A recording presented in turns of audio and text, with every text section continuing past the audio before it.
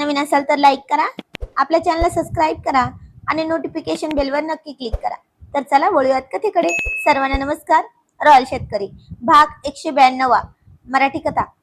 न्यूयॉर्कच्या त्या थंड आणि ओल्या रस्त्यावर सायरनचे आवाज गुंजत होते, पण वातावरणात एकदम गोठल्यासारखं झालं होतं। दिग्विजयच्या हातातील तो लाल बटन असलेला रिमोट आणि त्याच्या चेहऱ्यावरचं ते क्रूर हसू रोहितच्या काळजाचा ठोका चुकून गेलं होतं। तिकडे हॉटेलच्या खोलीत पल्लवी आणि छोटा रुद्र मृत्यूच्या छायेत होते। शिवम, आता बोल, पोलिसांना माघार घ्यायला सांग, नाहीतर एका सेकंदात त्या हॉटेलचे चुतडे आणि तुकडे उडतील। दिग्विजय ओरडला। त्याचा अंगठा त्या बटनालाच, म्हणजे अगदी त्या बटनावर असलेल्या रिमोटला घट्ट आवळला गेला होता। अमेरिकन पोलीस अधिकारी आसपास पोझिशन घेत होते, पण रिमोट पाहून तेही जागेवरच थांबले। डॉक्टर रोहितने डोक्याला हात लावला। शिवम पाटील, हो काहीतरी करा हो, माझा रुद्र आणि पल्लवी आता त्याच्या तावडीत आहेत। पण शिवम एकदम शांत उभा होता। त्याचे डोळे बंद होते, जणू तो काहीतरी विचार करत होता। नेमकं त्याच वेळी, त्या क्षणी हजारो मैल दूर अहिल्यानगरच्या वाड्यातून उमटलेली ती छोटी रियांशीची साथ, जी आता बोलायला शिकत होती, ती बाबा बाबा जणू 7 समुद्र पार करून शिवमच्या आत्म्याला भिडली होती। शिवमच्या बंद डोळ्यांसमोर रियांशीची ती गोड खळी उमटली आणि सगळं हसतं खेळतं तिच्या बारशाचं कुटुंब शिवमच्या डोळ्यासमोर उभं राहिलं। त्याच्या अंगात जणू 1000 हत्तींचं बळ संचारलं। त्याची विस्कटलेली एकाग्रता परत आली। त्याच्या लक्षात आलं की दिग्विजय ज्या हॉटेलचा पत्ता सांगतोय तिथे पल्लवी तर आणि रुद्र आहेच नाही, कारण शिवमने त्यांच्या सुरक्षेचा उपाय म्हणून काल रात्रीच पल्लवी आणि रुद्रला चैतन्यच्या एका मित्राच्या सुरक्षित घरी शिफ्ट केलं होतं आणि हॉटेलच्या त्या खोलीत फक्त रिकाम्या बॅगा होत्या। शिवमच्या ओठांवर एक करारी आणि रांगडं हसू उमटलं। दिग्विजय, तू स्वतःला खूप शहाणा समजतोस ना, पण अहिल्यानगरच्या मातीची धूळ चाखलेल्या या शिवमच्या डोक्यापुढे तुझी ही आंतरराष्ट्रीय चाल शून्य आहे रे। शिवम छाती पुढे काढून पुढे सरसावला। दिग्विजय दचकला आणि म्हणाला, मागे हो शिवम, मी बटन दाबेल, हा मागे हो। दाब ना, दाब दाब ते बटन, शिवम गरजला। अरे मूर्खा, ज्या हॉटेलच्या खोलीत तू बॉम्ब लावला आहेस ना, तिथे माझी पल्लवी आणि रुद्र नाहीच आहेत। त्यांना मी आधीच सुरक्षित ठिकाणी हलवलंय। तिथे फक्त आमच्या जुन्या बॅगा आहेत। दाब बटन आणि उडव, तुझ्या बापाचे पैसे आहेत ना, उडव। हे ऐकताच दिग्विजयच्या पायाखालची जमीनच सरकली। त्याचे डोळे विस्फाटले होते। त्याचा आत्मविश्वास एका सेकंदात ढासळला आणि त्याचा अंगठा रिमोट वरून सैल झाला। नेमकी हीच संधी साधून शिवमने वाघासारखी झेप घेतली। दिग्विजय काही समजण्याआत शिवमने त्याचा रिमोट असलेला हात पकडला आणि असा काही पिरगळला की दिग्विजयच्या तोंडातून मोठा आवाज निघाला। रिमोट जमिनीवर खणखण पडला आणि अतुलने धावत जाऊन तो पटकन स्वतःकडे घेऊन टाकला। माझ्या कुटुंबाला धमकी देतोस होय? शिवमने दिग्विजयच्या छाताडावर एक जबरदस्त गुद्दा मारला।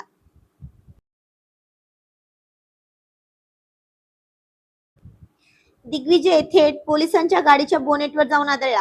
अमेरिकन पोलिसांनी क्षणाचाही विलंब न करता दिग्विजयला झडप घालून बेड्या ठोकल्या। त्याचे दोन्ही आंतरराष्ट्रीय गुंड आधीच ढेपाळले होते। न्यूयॉर्कच्या रस्त्यावर अहिल्यानगरच्या रॉयल टोळीने दिग्विजयचा खेळ कायमचा खल्लास केला होता। अमेरिकन पोलीस अधिकाऱ्यांनी शिवमकडे, चैतन्यकडे आणि अतुलकडे पाहत सॅल्यूट केला। Great job Mister Shivam, your bravery is unmatchable. दिग्विजयला पोलिसांनी ताब्यात घेतल्यानंतर शिवम, रोहित, अतुल आणि चैतन्य तातडीने पल्लवी आणि रुद्र असलेल्या सुरक्षित ठिकाणी पोहोचले। पल्लवीने रोहितला, शिवमला, चैतन्यला, अतुलला सुखरूप पाहिलं तेव्हा तिच्या डोळ्यांतून आनंद अश्रू वाहू लागले। रुद्रने शिवमच्या गळ्यात मिठी मारली। मामा, तुम्ही त्या बॅड अंकलला मारलं ना? शिवमने रुद्रचे मुख घेतले आणि हो हो बेटा, आता ते बॅड अंकल कधीच परत येणार नाही असं म्हणाला। आणि रोहितने सुद्धा रुद्रला कडकडून मिठी घातली आणि पल्लवीला सुद्धा। मुजुमदार पॅलेसचे ते मूळ दस्तऐवज आणि तो अब्जावधींचा राजेशाही हिऱ्यांचा कंठा आता पूर्णपणे सुरक्षित होता। डॉक्टर रोहित आणि पल्लवीच्या डोक्यावरचे ते फार मोठे संकट कायमचे टळले होते। शिवमला आबासाहेबांनी ती दिलेली सरकारी लॉकरची चावी, ज्यात हे सगळं आबासाहेबांनी स्वतः ठेवून चावी डॉक्टर रोहितच्या स्वाधीन करण्यासाठी दिली होती, ती चावी शिवमने हळूच खिशातील पॉकेटमधून बाहेर काढली आणि बाहेर काढत डॉक्टर रोहितच्या हातावर ठेवली। तर डॉक्टर रोहित म्हणाला, अहो पाटील, मी या संपत्तीचं काय करणार ना? माझ्यासाठी माझी पल्लवी आणि रुद्र सुरक्षित आहेत, हीच मोठी माझी संपत्ती आहे. ही राहू द्या, युनिव्हर्सिटीच्या कामात उपयोगी पडेल. तसंही सगळ्यांना खूप खूप आनंद झाला. अतुल म्हणाला, याला म्हणतात रॉयल परिवार. वा, मानलं डॉक्टर रोहित. म्हणूनच पल्लवी इतके दिवस तुमच्या होकाराची वाट पाहत होती म्हणायचं. कारण सोनं नको होतं ते, पण हिऱ्यासारखं काळीच होतं ना तुमचं. तसा खूप हशा झाला आणि पल्लवी लाजत म्हणली, ए अतुल गप्प बस रे, तू माझा डॉक्टर चष्मिश आहे ना? 2 दिवसानंतर शिवम, अतुल आणि चैतन्य यांनी अमेरिकेतील त्या मोठ्या कृषी प्रदर्शनात भाग घेतला.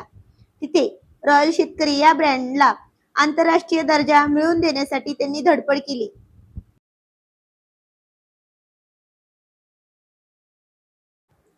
आंतरराष्ट्रीय स्तरावर सर्वोत्तम सेंद्रिय शेतीचा पुरस्कार मिळाला. अहिल्यानगरच्या एका शेतकऱ्याची यशोगाथा आता 7 समुद्रापार पोहोचली होती. जसं त्या ॲग्रिकल्चर फेस्टिवलची चर्चा सगळ्या न्यूजपेपरमध्ये, टीव्हीवर झाली होती, तसंच आजचा हा सर्वोत्तम सेंद्रिय शेतीचा पुरस्कार मिळाल्याची ही चर्चा आज सगळ्या भारतभर झाली होती. आणि आता ही एका शेतकऱ्याने केलेली कामगिरी कशी गाजली होती हेच सगळे अवाक होऊन पाहत होते. आबासाहेबांना तर खूप खूप अभिमान वाटत होता त्यांच्या राजेंचा, आणि प्रियाला तर आनंदाचे अश्रू येत होते. सगळंच कुटुंब, गावकरी आता आपल्या रॉयल टोळीचे मेंबर गावात येण्याची वाट पाहत होते. तसेही शिवम राजे होते ते, तसे त्यांना सतत शेतकऱ्यांना कसे पुढे नेता येईल, कमी खर्चात शेती कशी करता येईल, सेंद्रिय शेती कशी आणखी होईल याचाच विचार करून तो फार्मिंग शिकला होता. नाहीतर स्वतः जन्माला येताना तोंडात सोन्याचा चमचा घेऊन जन्माला येणारा तो पण गर्व नसावा, असं आईसाहेब सगळ्यांच्या त्याला सांगायच्या. आणि खरंच आज त्यांची शिकवण त्याला मोठं करून गेली होती. अमेरिकेतील हे मोठे युद्ध जिंकून जेव्हा शिवम, अतुल आणि चैतन्य परतले, तर आपली रॉयल टोळीचे अभि, सचिन आणि गावातले बरेच जण त्यांना आणण्यासाठी गेले होते. लोहमार्ग विमानतळाच्या बाहेर पडताच खूप साऱ्या मीडियावाल्यांनी त्यांना गरडा घातला, वेगवेगळे प्रश्न विचारले आणि या सगळ्यांची खूप छान उत्तरे दिली. पण आता मीडियावाले सोडतच नव्हते. सचिन, अभिला तर पुढे त्यांचं सामान आणायला जायला पण जागा नव्हती. तेवढ्यात एक मोठी सायरन वाजवत गाडी पुढे आली आणि त्या तिघांनाही घेऊन निघाले. पण आता ते बघून सगळे चक्रावले. पण शिवमला माहिती होते हे काम कुणाचं आहे. त्याने खिशातून फोन काढला आणि म्हणाला, काय दादा घरी आहे? ही गावी जायचं आहे मला, मी नाही येणार तुझ्याकडे. तिकडून एक खळखळून हसू येत तो म्हणाला, यावं तर लागलेच, असं नाही तर तसं. आणि आता गाडी येऊन थांबली आणि तिघेही खाली उतरले. तसे ढोल, ताशे, डीजे आणि फटाक्यांची आतिषबाजी सुरू झाली. ते गाडीतून उतरले तसे ढोल, ताशे, डीजे आणि फटाक्यांची आतिषबाजी सुरू झाली आणि पटकन कोणीतरी त्या तिघांना ओवाळलं. पेढा पण भरवला, पण शिवम काही केला पेढा खातच नव्हता. आणि मग एका छोट्याशा हाताने खूप प्रेमाने पेढा त्याच्या तोंडाजवळ नेत म्हटलं, मामा, मी आजारी आहे म्हणून मम्मी पप्पा गावी येत नाही, मग मी थट्ट केला म्हणून तुम्हाला इथं आणलं, सॉरी ना मामा. आणि शिवमने 2-3 गुद्दे समोर उभ्या असलेल्या व्यक्तीला मारले आणि तो म्हणाला, ओ मम्मी सॉरी ना जिजू, परत नाही करणार असं, सॉरी ना. पण आता सगळे हसत होते. शिवमची ती आणि कुणालची ती मस्ती पाहून. आणि पप्पा म्हणाले, जावई बापू अजून 2 मारा, आमचं ऐकतच नाही. आणि कुणाल रडकुंडीला येत म्हणला, जिजू बस करा ना आता, नाही करणार मी, चला ना, सॉरी, आधी जेवण घ्या करून, मग पुन्हा एकदा ताकद येईल मला मारायला. तर शिवम म्हणला, साले साहेब, माझ्या भाच्याला ढाल बनवता काय? नाहीतर आज तुमचं काही खरं नव्हतं, लक्षात ठेवा. चल ग आकांक्षा, असं म्हणत तिच्या खांद्यावर हात ठेवून घरात गेले. तो म्हणला, जिजू पण आणलं इथं तुम्हाला मी, मला पण ध्या ना सोबत. तर आकांक्षा म्हणले, ओ प्रथमचे पप्पा, वाढायला या तुम्ही. आणि खूप हशा पिकला. आता सगळ्या रॉयल टोळीचा सोबत आणल्याचा खूप खूप छान पाहुणचार केला होता कुणालने. कारण तसही रॉयल टोळी येत नव्हती ना कधी सोबत. मग आता आली होती तर कसा चान्स सोडायचा होता ना. आतापर्यंत त्यांनीच गावाकडे कुणाल आणि आधी शिवमचा एकुलता एक साला होता म्हणून, आणि नंतर आकांक्षाचा नवरा म्हणजे मामाचा जावई म्हणून पाहुणचार केला होता. आता या सगळ्यांचा एकदाच मोठा आदर सत्कार करण्यात आला. जरा वेळ आराम पण मिळाला सगळ्यांना. आणि शिवमने तिथूनच वाड्यावर फोन करून सांगितलं. आबासाहेब बोलत म्हणले, अहो राजे, कुठे आहात तुम्ही? किती वेळ झाले फोन केला नाही तुम्ही, आणि केव्हा येणार आहात? आणि शिवम म्हणाला, काय करणार आबासाहेब, सासूरवाडीत आहे, पाहुणचार चालू आहेत, सगळे आहेत, येतो संध्याकाळपर्यंत. तर आबासाहेब हसून म्हणाले, बरं बरं ठीक आहे, या निवंत या, काही घाई नाही, तेवढं फक्त तुमच्या पाटलीनबाईंना सांगा. कसं आहे ना, तुम्ही येतात म्हणून खूप सगळी तयारी केली आहे, दुसरं काही नाही हो. कारण काय ना, तुम्ही उशीर कराल तर मला नाही वाटत मग तुमचं काही चालेल, असं म्हणून फोन ठेवला. आणि तेवढ्यात कुणाल म्हणाला, दाजी तुम्ही ताईच्या रूम मध्ये विश्रांती घ्या, तोपर्यंत तुमची गाडी खास पद्धतीने तयार होईल. तर शिव म्हणाला, अरे कुणाल, मी काय नवरदेव आहे का गाडी सजवायला? आणि कुणाल हसून म्हणाला, नवरदेव नाही पण सेलिब्रिटी पेक्षा कमी पण नाही ना, मग तुमच्या रॉयल शेतकरीचा गाजावाजा तर व्हायलाच हवा ना. असं म्हणत कुणाल गेला बाहेर. अतुल त्याला सांगत होता, चैतन्य त्याचं जरा काम खूप दिवस झाले बंद होतं, मग कधी कामावर रुजू होणार याचेच फोन येत होते आणि तेच तो अटेंड करत होता. त्याने पण एक पोलीस अधीक्षक असून पण शेतकरी बाना कायम ठेवत नाव कमावले होते. आणि अतुलचं तर विचारायलाच नको, सगळे डेअरिंग अतुलच्या जीवावर, पण साला स्वतः खूप खूप डरपोक होता. सगळ्यांना प्रोत्साहन द्यायचा, आपण मात्र मागच राहायचा. तुम लढो हम कपडे संभालते हे तुम्हारे, असं होतं त्याचं. पण स्वभाव एकदम रॉयल, अर्ध्या रात्री पण मदतीला पुढे येणारा असा होता तो. आणि आता शिवम गेला प्रियाच्याच रूम मध्ये विश्रांती घेण्यासाठी. तर त्याला आठवलं की राणी सरकार सोबतच ती पहिली रात्र, जेव्हा ती म्हणाली होती आपण सोबत एकाच रूम मध्ये विश्रांती घेऊ, आणि किती चिडवलं होतं तिला, आणि तिचे लाजून किती बुरे हाल झाले होते त्याला आठवलं. पण तिने तरीही हात लावू दिला नव्हता शिवमला. पण शिवमने किती वेळा तिला त्रास दिला होता. तो बेडवर बसला, शेजारीच ठेवलेला टेबलावरचा तिचा फोटो हातात घेऊन म्हणला, काय हो राणी सरकार, मला नाही म्हणणाऱ्या तुम्ही आज मला सोडून साधं माहेरी पण येत नाही ना. जाऊ दे, तुमच्याशी बोलायलाच हवं आता, कारण माझा सगळ्यात मोठा आधारस्तंभ तुम्ही आहात. तुम्ही प्रत्येक वेळी मला साथ देता, म्हणून मी हिम्मत करून पुढे पाऊल टाकण्यास नवी उमेद घेऊन सगळी जबाबदारी तुमच्यावर सोडून पुढे होतो. असं म्हणत त्याने फोन काढला.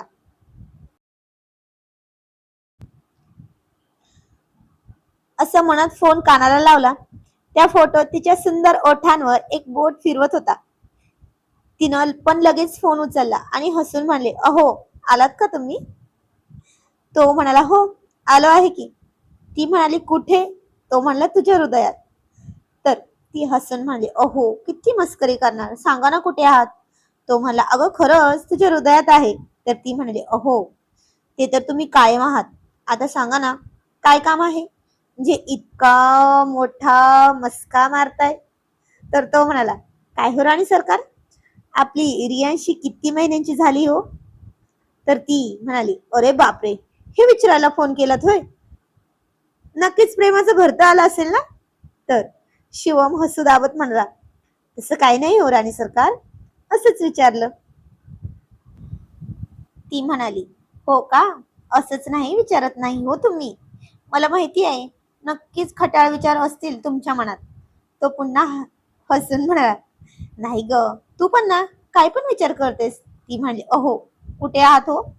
तो म्हणाला, आहे ना, माझं प्रेम, माझा जीव, माझं सर्वस्व, जिथं हसत खेळत मोठं झालं तिथं. प्रिया पटकन म्हणाली, माझ्या मम्मीच्या घरी? आणि शिवम खांदे उडत मला, हो बाळा, तिथेच आई. आणि ती जरा नाराज होत म्हणली, किती दुष्ट आहात हो तुम्ही, मला सोडून गेलेत ना, जा, मला नाही बोलायचं तुमच्याशी. तर शिवम फोनवर स्वतःचे कान पकडून म्हणला, सॉरी ना राणी सरकार, पण आता काय आहे ना, माझ्या साल्याने किडनॅपच करून आणलं ना, म्हणून आलो, नाहीतर तुम्हाला सोडून नाही येत हो, माहिती आहे ना. ती म्हणाली, ते काय असू द्या, घरी कधी येणार ते सांगा.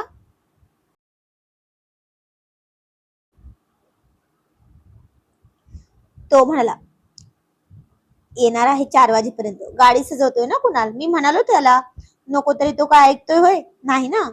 तर ती म्हणले, अहो एकच आणि एकुलता एकच मी आहे ना, त्याचा लाड मग कोण करणार? करू देत ना मग तुमचे लाड, काय करायचं ते करू देत त्याला. शिव म्हणला, बरं राणी सरकार, तुम्ही म्हणाल तसं. आणि प्रिया हसून म्हणली, काय हो, माझे डायलॉग मलाच मारता का? तर तो हसून म्हणला, हो, मग आज काय स्पेशल आहे आमच्यासाठी? ती म्हणाली, काय स्पेशल, जसं आहे तसंच आहे, म्हणजे पहिले आरती होईल, मग मिरवणूक काढायची बोलतायत, आणि सगळ्यांना वाड्यावर पंगत तर आहेच. आणि अहो, तुम्ही कधी येणार ना त्याची वाट पाहत आहेत मुलं.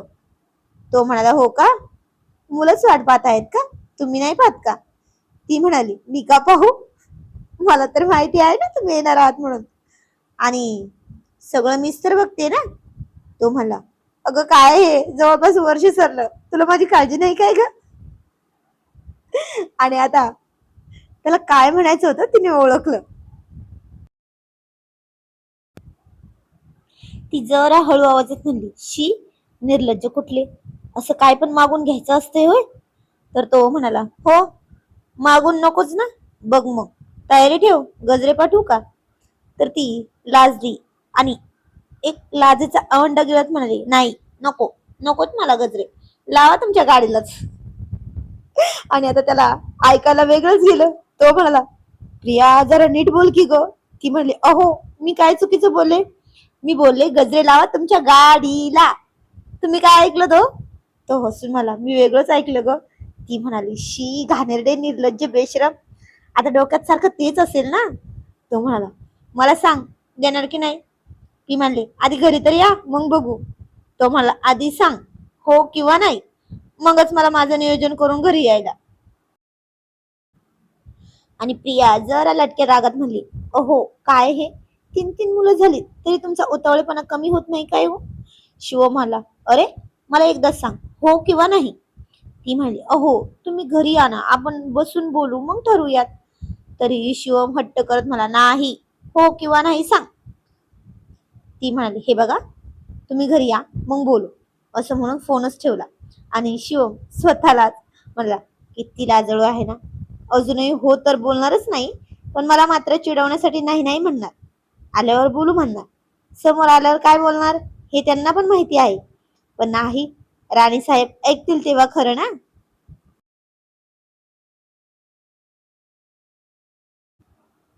सगळी तयारी झाली आणि शिवम सजलेल्या गाडीत बसून त्याच्या रॉयल टोळीसह आणि चैतन्य लावलेल्या कडक पोलीस बंदोबस्तात त्यांच्या वाड्याच्या दिशेने निघाले. आता सोबत कुणाल होता, पण मम्मी पप्पा नाही आले, कारण आकांक्षा आणि प्रथम दोघेच राहतील म्हणून. गाडी गावाच्या विशीवर येऊन पोहोचली तशी जोरात गावात सुद्धा फटाक्यांची आतिषबाजी सुरू झाली. गुलाल उधळून शिवमसह सगळ्यांना फुलांचे मोठे पुष्पहार घालून सगळ्या गावातील बायका ओवाळत होत्या. तर सचिन, ज्याच्याकडे आबासाहेबांनी ओवाळल्यावर ओवाळणी देण्यासाठी पैसे दिले होते, ते एकही ताट न हुकू देता सगळ्यांना पैसे टाकत होता. पुण्यात पण जेव्हा आकांक्षाने ओवाळले होते, तेव्हा तिच्यासाठी आबासाहेबांनी खास पैठणी देण्यासाठी सांगितली होती, कारण कुणालने आधीच आबासाहेबांना फोन करून सांगितलं होतं की दाजींना इथेच अडवणार म्हणून. आणि झाली सगळी मिरवणूक होऊन आरती आशीर्वाद घेऊन सगळे वाड्यावर पोहोचले. तर वाडा दीपावलीच्या सणासारखा सजला होता. मागच्या बाजूला पंगत बसत होत्या, मुलं अंगणात खेळत होते. आबासाहेब रियांशीला कडेवर घेऊन सगळं पाहत होते. प्रियाच्या हातात आरतीचं ताट होतं, जान्हवी अस्मीच्या हातात फुले गुलाल घेऊन उभे होत्या. तर गंगू मावशी म्हणाल्या, चला चला चला, धाकलं मालक आलेत. आणि सगळे वाड्याच्या मुख्य दाराशी गेले. मुलं तर त्यांचे बाबा आले म्हणून पटकन पळत पळतच गेले. अतुलने लगेच वंशला जवळ घेऊन त्याच्यावर खूप खूप प्रेम केलं. शिवने पण शिवांशी प्रियांशवर खूप खूप प्रेम केलं. दोघांनाही उचलून कडेवर घेतलं. पौर्णिमा तर पायातच गोटमळत होती. त्याने तिलाही उचलून घेतलं आणि तिच्यावर पण प्रेम केलं. आणि प्रिया म्हणली, अस्मी हे घे, तुझ्या दादांना आधी तू ओवाळ. तर अस्मी म्हणाली, अगं वहिनी, पण हा मान तर तुझा आहे ना. तर प्रिया हसून म्हणाली, नाही ग, आईच्या नंतर ताईच असते ग, भावाला आईची माया देते, तर हा मान तुझा आहे, घे, मी नंतर ओवाळते. आणि ते ऐकून आबासाहेब म्हणाले, खरं आहे सुनबाई, त्यामुळेच तुम्ही आमच्या लाडूबाई आहात आणि आई साहेबांच्या खऱ्या जागा चालवणाऱ्या पाटलीनबाई पण आहात. काय राजे, बरोबर ना? तर शिवम तिच्याकडे न पाहताच म्हणला, हो आबासाहेब. आणि मग सगळ्यांनीच ओवळले. जेवण तर बाहेरच होते. ज्यांना ज्यांना भूक लागली होती ते जेवले. शिवम रियांशीला घेऊन तिचे प्रेमाने खूप सारे पा घेतले आणि ती जरा बोलायला शिकलीच होती. पण जसं शिवम गेला तसं ती जरा जास्तच बोलत होती.